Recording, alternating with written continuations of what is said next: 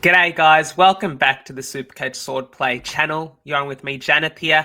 Today I'm going to take you guys through the Captain's Corner for Round 5, 2025, the Gather Round edition.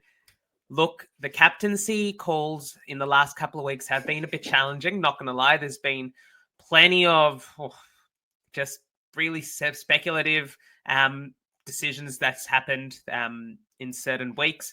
And I think that this week is a week that if last week was hard to nail a captain, this week should probably be a little bit easier. But I think there may be some team-dependent decisions there as well.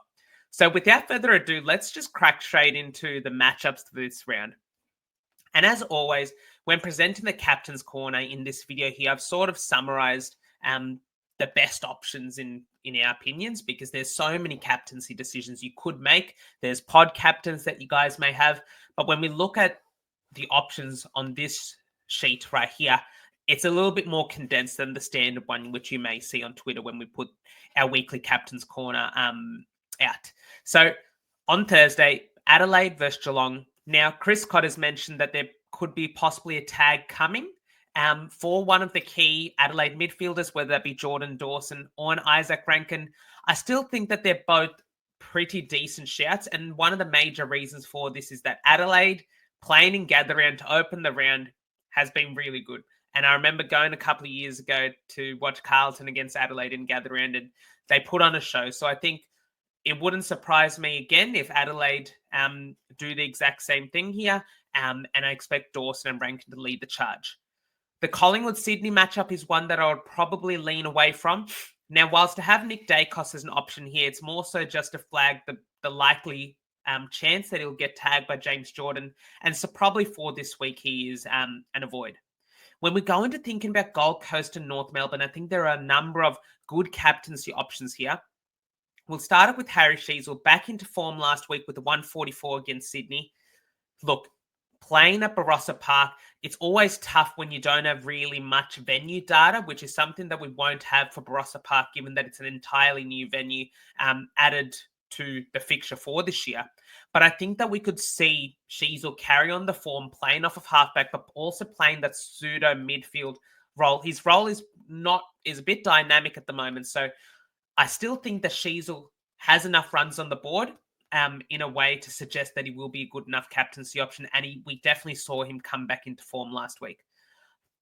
These midfielders, the Gold Coast midfielders, are ones that we may want to look to target though. Now, admittedly, North Melbourne hasn't been the toughest matchup for has been a tougher matchup for inside midfielders than years gone by.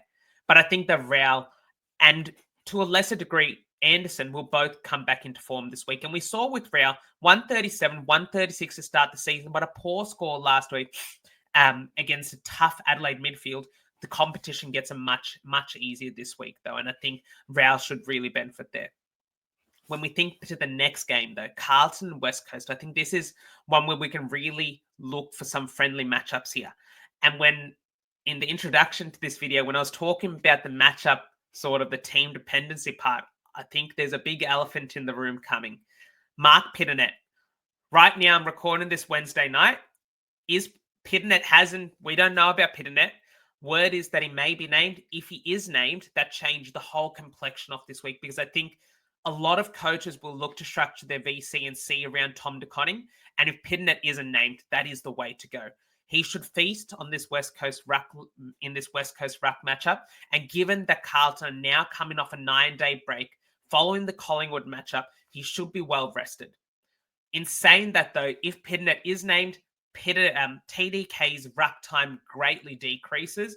And I don't really think that he's going to be the number one option as what many would have, which I personally have going forward for this round.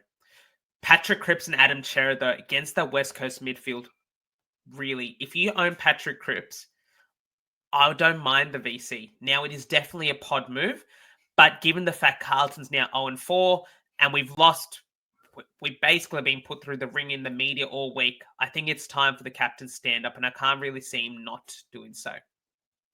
When we look into the next matchup, we look at Western Bulldogs and Brisbane. This should arguably be a pretty good matchup in the midfield.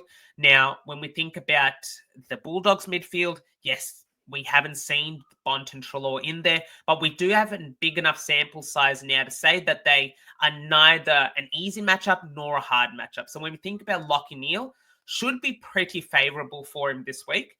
And the same goes to Tom Liberatore as well. Now, does Libba get manned by his ex-teammate Josh Dunkley at stoppages is something to be seen. On the flip side, I think that Dane Zorko is a really decent shout as both a VC or captaincy option. Admittedly, a poor game for him by his standards from a SuperCoach lens last week, only delivering that 94 for what felt like a lot of coaches did captain him. But I feel like he'll bounce back for about a 120 score plus this week. I think that Melbourne matchup, Zach Merrett and the Bombers against Melbourne. Yes, Melbourne should admittedly be bouncing back this week, and it wouldn't surprise me to see a Christian Petrarca pop score or a Clayton Oliver pop score.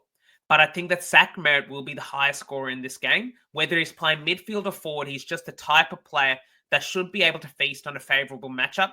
And even if Melbourne do bounce back, I don't think that they're going to be restrictive enough to stop Zach Merrett. And this is why it's going to be one of my top captaincy options for this week. When we consider the Richmond versus Fremantle matchup, there's a lot of good captaincy options amongst this mix for both teams, in fact. When we look at the midfielders for Fremantle, Caleb Sarong and Andrew Brayshaw, both of these guys should have really good, strong scores this week. Yes, you've obviously got Camden McIntosh looming in the background, but I don't think that he can do much to go with Sarong or Brayshaw. And we haven't necessarily seen McIntosh go to anyone since he went to Jack McRae a couple of weeks ago, albeit that wasn't for the full game either. As a result, I think that Caleb Sarong and Andrew Brayshaw should do really well. And if you're looking for players to bring in and pop the C on, I think that Merrett, Sarong, Brayshaw are all really good options for that.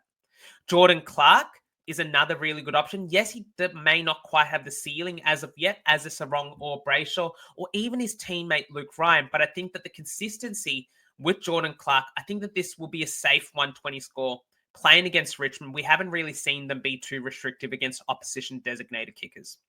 And then Toby Nankervis. Fremantle, in fact, the hardest matchup, or the easiest matchup, this year for Ruckman to go up against. Now, that has been with Luke Jackson, who this week suffered a hamstring injury. And so if Sean Darcy is ready, that may be a tougher matchup for Nank. But if it's up against Liam Reedy, I think that this is another smash play if you've got Nankervis as a pod captaincy option. The St Kilda GWS matchup is one that I would probably be looking to avoid. Now, Rowan Marshall may have a good matchup against Kieran Briggs, but I think that there's a little bit of uncertainty as to where the tags go, especially with Toby Bedford for GWS and Marcus Windhager for St Kilda. Who did those two plays respectively go to? And so I'd probably look to skip this matchup apart from Lachie Whitfield. Just given the fact that Marcus Windhager hasn't played as sort of a forward this year, he's either been playing in the midfield, and I think he played a little bit out off the stoppage. As a result, I think that Lachie Whitfield should be pretty tag safe this week. And playing at Norwood Oval against St Kilda, that's one of the reasons why I think he's a pretty good captaincy option. And then going into the last game, Port Adelaide against Hawthorn. Now, Hawthorn without Will Day, it'll be interesting to see how they structure up. And I think Jason Horne-Francis and Zach Butters, whilst they may not stand out, you've also got to consider the emotional aspect here that we're looking at Port Adelaide, backs against the wall, 1-3 now. They probably need a win. And I think that those two boys, along with Connor Rosie, will lead the charge. The only problem with Rosie, I think, is that there may be a possibility of a tag. Well, it could go to any of those Port midfielders. A bit of a lottery there. So I think the safest thing to do would be to try and get the captaincy out of the way, rather than relying on a Horne-Francis or Butters or Rosie, in whichever case. Now let's go into looking at my top 3 VC options for this week. So as I mentioned before, I think that Tom De Koning is going to be the number 1 VC option this week with a big if, and that is if Pitternet is named. I think we're going to have to look elsewhere, just given the fact that, yes, they're playing West Coast, but if TDK can't get 60% of the ruck matchups, which is probably the most favorable time to do the most favorable time for him to score and accumulate his points, I think that's why we'll probably look away from him in that instance. But look, there's some really other good matchups there. Jordan Dawson, I think, is a really, really strong, safe option as a VC.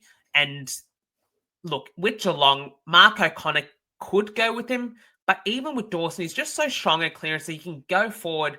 And whilst that's not ideal, I still think that the emotional aspect of playing the first game of Gather Round should be enough to elevate him as a really good VC option this week.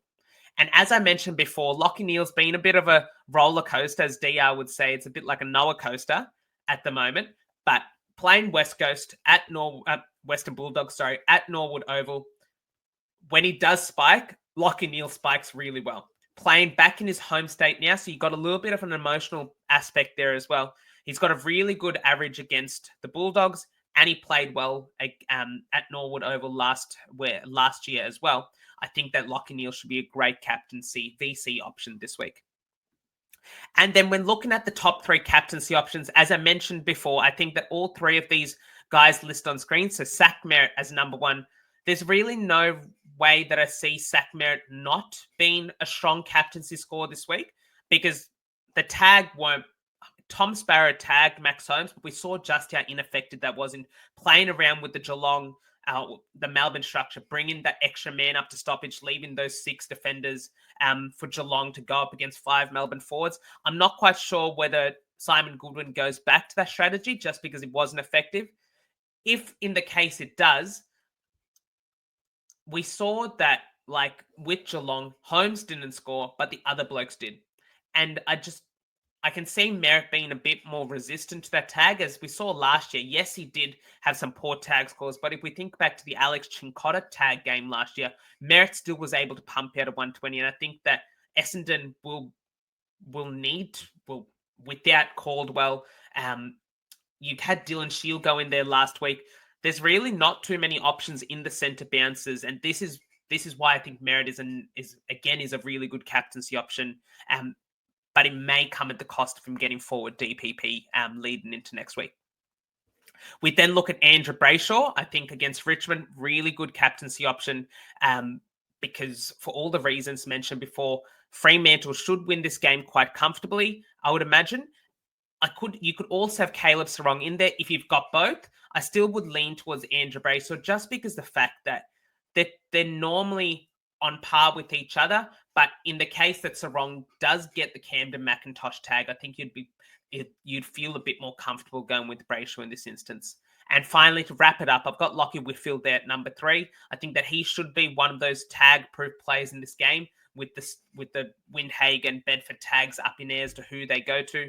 So I've got Whitfield as my number 3 captaincy option. I think that out of those 6 players, TDK is the one that probably has the most question marks at the moment, especially with Mark Pitternet possibly to come back in. But otherwise, there's a pretty good contingency plans and a good crop of players to pick your top captaincy options for round 5 from. So that brings us to the end of this Captain's Corner video. Let us know down in the comments who you will be VCing and seeing, and whether or not, if Pitternet is named, will you still go through with the TDK VC? Thanks for listening, guys. We'll see you next week for the SuperCoach Swordplay podcast. Cheers.